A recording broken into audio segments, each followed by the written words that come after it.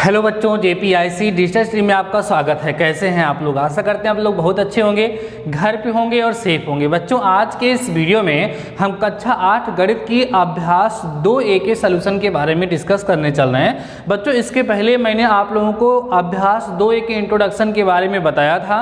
Means वहाँ पर मैंने आपको समझाया था कि इसमें कौन कौन से टॉपिक ऐसे हैं जिनका यूज़ करते हुए आपको एक्सरसाइज 2A को सॉल्व करना है। आप याद करिए, आपको एक वीडियो के माध्यम से आपको समझाया था मैंने, साथ ही साथ मैंने आपको PDF भी प्रोवाइड कराया था, तो आप लोगों ने उसको कंप्लीट कर लिया होगा। बच्चों, साथ ही साथ हम लोगों ने अपना फर्स्ट चैप्टर भी कंप्लीट कर लिया है, आपको PDF भी प्रोवाइड करा दिया है, साथ ही साथ आपको वीडियोस भी मिल चुके हैं, तो आप उसको ऑलरेडी कंप्लीट कर चुके होंगे। आज के इस वीडियो में हम अभ्यास 2A के बारे में डिस्कस करेंगे। बहुत ही छोटे छोटे क्वेश्चन हैं, उनको हम लोग सॉल्व करने वाले हैं। तो ठीक है, आइए वीडियो को स्टार्ट करते हैं। तो हमारी अभ्यास 2A का पहला क्वेश्चन जो दिया है बच्चों, करा 1 से 15 के बीच की सभी विषम संख्याओं के वर्ग ज्ञात कीजिए। वर्ग क्या होता है? मैंने आपको बताया था बच्चों, जब किसी भी संख्या को उसी संख्या से हम गुणा करते हैं तो हमें क्या प्राप्त होता है? उसका वर्ग प्राप्त हो जाता है। तो हमें 1 से 15 के बीच की सभी विषम संख्याओं के वर्ग ज्ञात करने हैं। तो सबसे पहले हम लोग क्या करें, 1 से 15 के बीच कितनी भी विषम संख्याएं हैं उनको हम लोग लिख लें। तो लिखिए बच्चों, आप लिखोगे 1 तथा 15 के बीच की विषम संख्याएं, जो विषम संख्याएं हो सकती हैं इनके बीच में उनको हम लोग लिख सकते हैं। तो कौन होगी विषम संख्या बच्चों? 3 होगी, 5 होगी, 7 है, 9 है, उसके बाद 10 तो है नहीं, 11 है, फिर कौन है? 13 है। बस यही तो है, क्योंकि विषम संख्या किसे कहते हैं बच्चों? जो संख्या 2 से ना कटे। तो 1 के बाद 2 आएगा ना, तो 2 जो होगा 2 से कटेगा, फिर 3, ठीक है 3 विषम संख्या है, 4 छोड़ दो, 5 विषम संख्या है, 6 छोड़ दो, 7 विषम संख्या, 8 छोड़ दो, 9 विषम संख्या, 10 छोड़ दो, 11 विषम संख्या है, 12 छोड़ दो, 13 एक विषम संख्या है, 14 जो है वो सम हो जाएगी और 15 लेना नहीं, क्योंकि 1 और 15 के बीच में आपको विषम संख्या लेनी है। अब सबका वर्ग निकालो आप लोग यहाँ पर। अब 3 का वर्ग करो बच्चों, 3 का वर्ग कितना आएगा? 9। फिर किसका वर्ग करोगे? 5 का वर्ग कितना आएगा? 25। फिर किसका वर्ग करोगे? 7 का वर्ग आ जाएगा बच्चों 49। फिर किसका वर्ग करोगे? 9 का, तो 9 का वर्ग आ जाएगा 81 ना। उसके बाद फिर किसका वर्ग करोगे? 11 का, 11 गुणे 11, 11 में 121 होता है, ठीक बच्चों। उसके बाद 13 का वर्ग कर दिया, 13 का वर्ग जो है वो 169 होता है, गुणा करके आप लोग देख लेंगे। बस आपको फर्स्ट क्वेश्चन में इतना ही करना था। उसने कहा था 1 से 15 के बीच की सभी विषम संख्याओं के वर्ग ज्ञात कीजिए। तो हमने क्या किया, 1 तथा 15 के बीच जितनी भी विषम संख्याएं थी उनको लिख दिया। 3, 5, 7, 9, 11, 13 ये विषम संख्याएं थी। और फिर इसने कहा था बच्चों कि इन विषम संख्याओं का आप क्या करिए? वर्ग करिए। तो पहली विषम संख्या 3 थी, 3 का वर्ग हमने किया 9 आया, 5 का वर्ग किया हमने 25 आया, 7 का वर्ग किया हमने 49 आया, 9 का वर्ग किया हमने 81 आया, ठीक है, 11 का वर्ग कर दिया 121 आ गया, 13 का वर्ग कर दिया 169 हो गया। क्लियर हो गई बात? तो बहुत ही सिंपल सा क्वेश्चन था जो आप लोगों ने यहाँ पर सॉल्व कर लिया। आइए बच्चों, हम लोग बात करते हैं अपनी इस एक्सरसाइज के क्वेश्चन नंबर 2 के बारे में। इसमें क्या बोल रहा है? ये बहुत ही आसान सा क्वेश्चन है। कह रहा निम्नलिखित के मान ज्ञात कीजिए। 4 क्वेश्चन इसमें दिए हैं, देखिएगा किसका किसका मान ज्ञात करना है। सबसे पहला बच्चों इसने बोला है कि 56 का वर्ग ना, 56 की घात 2 लगी है। उसके बाद दूसरा है बच्चों यहाँ पर जो वो लिखा है 65 की घात 2। और तीसरा जो है बच्चों यहाँ पर वो लिखा हुआ है 82 की घात 2। उसके बाद चौथा जो है वो हमारे पास लिखा है 75 की घात 2। कहने का मतलब ये है कि बहुत ही सिंपल सा क्वेश्चन है और हमें करना क्या है? इन सब का वर्ग करना है, इन सब का वर्ग करना है। तो देखो, आपको 56 की घात 2 का मान निकालना है। इसका मतलब क्या होगा? 56 और गुणे में 56, यही तो होगा। अब आप एक काम करो, यहाँ पर 56 को 56 से गुणा कर दो, 6 के 36 के 6, 56 30 और 3 33 हो जाएगा, ठीक है। उसके बाद कितना होगा बच्चों? 5 6 30 के 0, 5 25 और 3 कितना हो जाएगा? 28 हो जाएगा। यहाँ आएगा 6, ये हो गया 3 8 और 3 11 के 1 और 2 1 3, ये आपका हो जाएगा कितना? 56 का जो स्क्वायर होगा वो 3136 करके आपका ये बच्चों यहाँ पर क्या होगा? आंसर आ जाएगा। बातें समझ में आ रही हैं आप लोगों को? क्लियर है? कोई डाउट नहीं हो रहा होगा? आगे बढ़ते हैं। फिर कह रहा बच्चों 82 की पावर 2, 82 की घात 2 का मान ज्ञात करो। तो कैसे निकालोगे आप? 82 की घात 2 मतलब 82 और गुणे में कितना 82, फिर यहीं कहीं 82 गुणे 82 कर लो ना, 82 को 82 से गुणा कर लो, 2 दूना 4, 8 दूना 16, 8 दूना 16 के 6 और 8 का 64, एक कितना हो जाएगा बच्चों 65 हो जाएगा। ठीक है, इस तरीके से कर लेते हैं हम लोग इसको। तो कितना आएगा यहाँ पर 4 आएगा, 6 6 12 के 2 आएगा और उसके बाद 5 1 6 6, यहाँ पे आ जाएगा आपका कितना 82 जो है इसका स्क्वायर करेंगे तो हमको मिलेगा बच्चों 6624, ये इसका आंसर हो जाएगा। ये थर्ड पार्ट था जो यहाँ पर दिया था 82, जिसको हमने सॉल्व किया। तो आसान है, कुछ करना नहीं है, बस बच्चों उनको आपस में क्या कर देना है, गुणा करा देना है, बस आपको उनका आंसर आसानी से मिल जाएगा। देखते हैं और क्वेश्चन, कुछ ट्रिक्स भी आपके साथ शेयर करते हैं यहाँ पर जो यूज़ हो सकती हैं। इसके बाद देखो बच्चों, ये सेकेंड वाला पार्ट जो था हमारा वो यहाँ पर लिखा था 65 की पावर 2 ना, तो 65 की पावर 2 का मतलब क्या होगा बच्चों 65 इंटू 65, इसका आंसर होगा 50 25 और 6 7 42। इसको हम डायरेक्ट निकालने की ट्रिक आपको सिखाते हैं बच्चों। अगर किसी भी संख्या के लास्ट में 5 हो, किसी भी संख्या के लास्ट में 5 हो तो उसका वर्ग निकालना बहुत आसान होता है। देखो कैसे, जैसे मान लो 25 का वर्ग आपको निकालना हो तो इस 5 का वर्ग लिखो कितना आएगा 25 आएगा, और यह जो 2 लिखा है उससे 1 आगे, 2 के आगे कौन आता है 3, 2 तिहाई 6 कर दो, यही आंसर हो जाएगा। ठीक है, वैसे ही हमने यहाँ पर क्या किया, देखो यहाँ पर 5 की घात 2 था तो हमने 25 लिख दिया। अब 6 से 1 बड़ा कौन होता है 7, 6 7 42 कर दो, यहाँ पर आंसर आ जाएगा। ठीक है, ऐसे मान लो आपको कोई 85 की घात 2 निकालने के लिए कहता है तो क्या आएगा, 5 का वर्ग करोगे तो कितना आएगा बच्चों 25 आएगा। उसके बाद 8 के बाद कौन आता है 9, तो 8 9 72, ये यहाँ पर आंसर हो जाएगा। कोई मान लीजिए आपसे कहता है कि 75 का मान निकालो, 75 घात 2 का, तो कैसे निकालोगे 5 की घात 2 माने हम 25 लिख दोगे यहाँ पर, और 7 के बाद कौन आता है 8, तो 7 8 कितना हो जाएगा 56 हो जाएगा। ये जो है आपका आंसर हो जाएगा। तो मुझे लगता है कि जैसे हमने इसको किया वैसे देखो ये 75 था यहाँ पर, 75 को आसानी से आप लोग डायरेक्ट कर लेंगे, गुणा करने की जरूरत आप लोगों को नहीं पड़े, क्योंकि इंट्रोडक्शन वीडियो में मैंने आपको बताया था किसी भी संख्या के वर्ग का मतलब होता है उसी संख्या को उसी संख्या से क्या करना बच्चों, गुणा करना, और वही चीज यहाँ पर की जा रही है। कहीं 25 का वर्ग पूछ रहा है तो कहीं 65 का वर्ग पूछ रहा है, कहीं 56 का वर्ग पूछ रहा है। तो वर्ग पूछने का मतलब बस इतना सा है कि उन दोनों संख्याओं को आपस में गुणा करा दीजिए, गुणा कराने के बाद जो आपको आंसर हो जाएगा वही आंसर हो जाएगा। तो बच्चों इस तरीके से अभ्यास 2 का हमने पहला और दूसरा क्वेश्चन आपको समझा दिया। तो अभी आप क्या करिए, पहले और दूसरे क्वेश्चन को लगाइए, नोट करिए, देन हम लोग डिस्कस करते हैं क्वेश्चन नंबर किसके बारे में, थर्ड के बारे में। Before that pass the video and note down. तो आइए बच्चों हम लोग देखते हैं अपना क्वेश्चन नंबर 3 और देखते हैं इसमें क्या बोल रहा है। देखो एक्सरसाइज 2A जो है ना वो बहुत ही आसान सी एक्सरसाइज है, बट हमारी बुक में है तो इसको हम लोगों को सिंप्लीफाई करना है।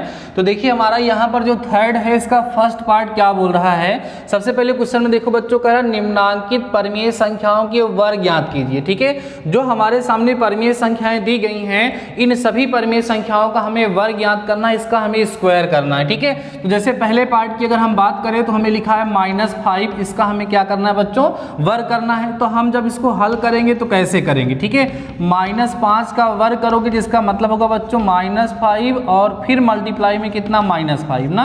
अब ये जब माइनस और माइनस मल्टीप्लाई होगा तो कितना हो जाएगा, प्लस हो जाएगा। तो यहाँ पर प्लस हो गया, 5 हम 25 ही आपको मिल गया, तो -5 की पावर 2 मतलब -5 का वर्ग जो होगा वो कितना होगा 25 होगा। और सदैव आप लोग ध्यान रखिए बच्चों, जब हम किसी भी संख्या का वर्ग करेंगे, जब हम किसी भी वास्तविक, क्योंकि यहाँ पर परमेय संख्या बोला गया और आपको मैंने सिखाया है कि जो परमेय संख्याएं होती हैं वो भी क्या होती हैं, वास्तविक संख्याएं ही होती हैं। तो जब हम किसी भी वास्तविक संख्या का वर्ग करेंगे, जब हम किसी भी परमेय संख्या का वर्ग करेंगे, किसी भी अपरमेय संख्या का वर्ग करेंगे तो सदैव वो धनात्मक हो जाती है। ठीक है, यहाँ पर देखिए हमारा जो 5 था वो कैसा था, ऋणात्मक था, नेगेटिव था, और इसका स्क्वायर जब हमने किया, इसका जब वर्ग किया तो कैसा आ गया, धनात्मक आ गया। ठीक है, क्लियर हो गई बात। ऐसे ही हमारा सेकेंड पार्ट है। देखिए सेकेंड पार्ट में क्या बोल रहा है बच्चों, करा 13/17, इसका हमें क्या करना, वर्ग ज्ञात करना है। तो वर्ग का मतलब क्या, हमें 13/17 का स्क्वायर फाइंड करना है, जिसका मतलब क्या होगा, इसी को इसी से गुणा करना है, मीन्स 13/17, फिर गुणे में यहाँ इंटू में लिख देंगे 13/17। ठीक है, अब आपको परमेय संख्याओं का गुणा सिखाया जा चुका है, कैसे गुणा किया जाता है। तो हम लोग क्या करेंगे बच्चों, यहाँ पर 13 को गुणा करेंगे किससे, 13 से, ठीक है, 13 को 13 से गुणा कर दोगे और यहाँ पर बच्चों आप लोग गुणा कर दोगे 17 को किससे, 17 से, ठीक है। जब आप इसको गुणा कराओगे तो देखो 13 गुणे 13 169 आएगा, ठीक है। उसके बाद 17 को 17 से गुणा कर दीजिएगा आप लोग तो कितना मिलेगा आपको, 289 यहाँ पर प्राप्त हो जाएगा, जो कि बच्चों आपका क्या हो जाएगा, आंसर हो जाएगा। क्लियर हो रही हैं बातें आप लोगों को?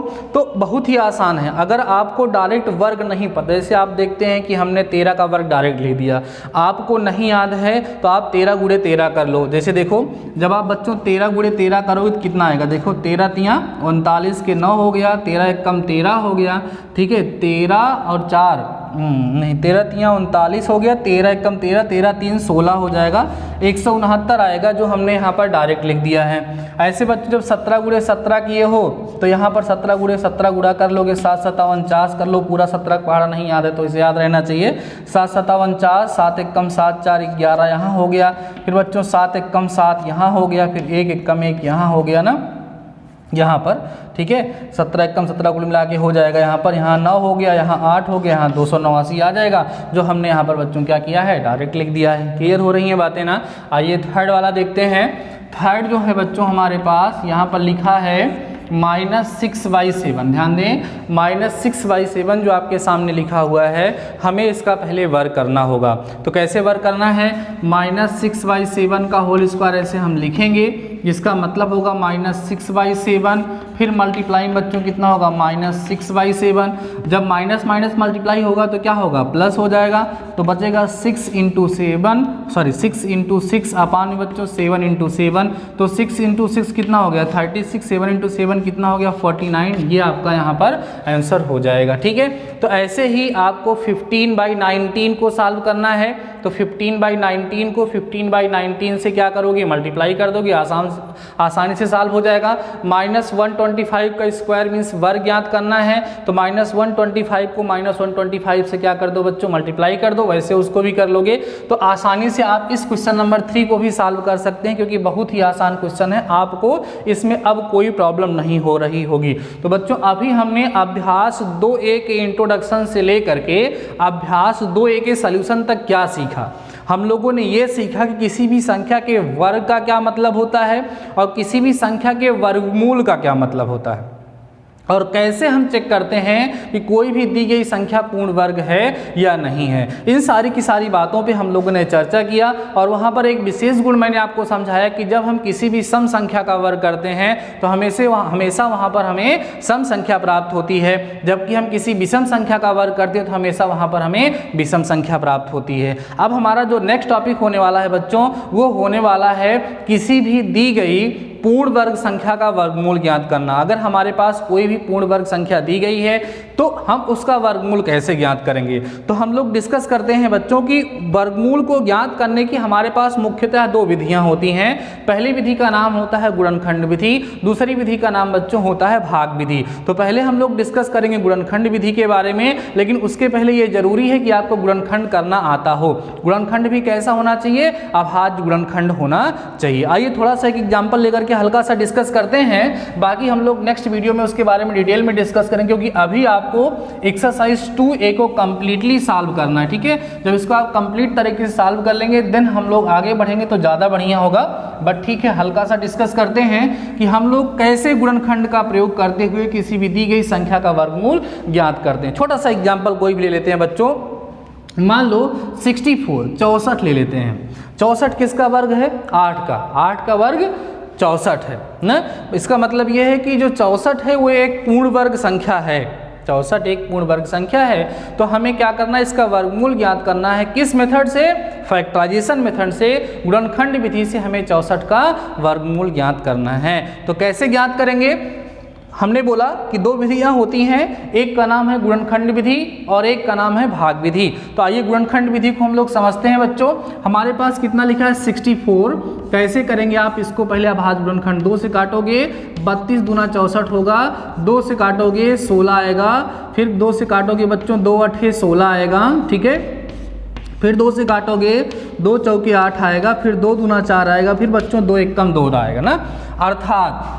अर्थात हम ये कह सकते हैं कि 64 बराबर है 2 × 2 × 2, 1 2 3 4 5 6 ना, ठीक है, गुणे 2 गुणे 2 गुणे 2, यही तो है, 2 2 4 2 6 जोड़ा बनाते हैं। जब इस तरीके से 64 का अभाज्य गुणनखंड आप लोग कर लेंगे तो इस अभाज्य गुणनखंड में जो संख्याएं आपको प्राप्त हुई होंगी उनका हम पेयर अर्थात जोड़ा बना, जैसे ये जोड़ा बन गया ना 2 का, ये जोड़ा बन गया, ये जोड़ा बन गया। तो वर्गमूल निकालते समय मतलब अंडर रूट 64 का मान अगर हमें निकालना है तो हर जोड़े में से केवल एक संख्या ली जाएगी। इस जोड़े में से 2 ले लिए, इस जोड़े में से 2 ले लिए, फिर इस जोड़े में से कितना ले लिए, 2 लिए। तो अंडर रूट 64 का मान निकाले बच्चों तो कितना आएगा, 2 दूना 4 दूना 8, और आपको पता है कि 64 का वर्गमूल 8 ही होता है। ये बहुत ही आसान सा मेथड है, सबसे आसान मेथड है किसी भी दी गई संख्या का वर्गमूल ज्ञात करना, बट थोड़ी सी प्रोसेस लॉन्ग हो जाती है।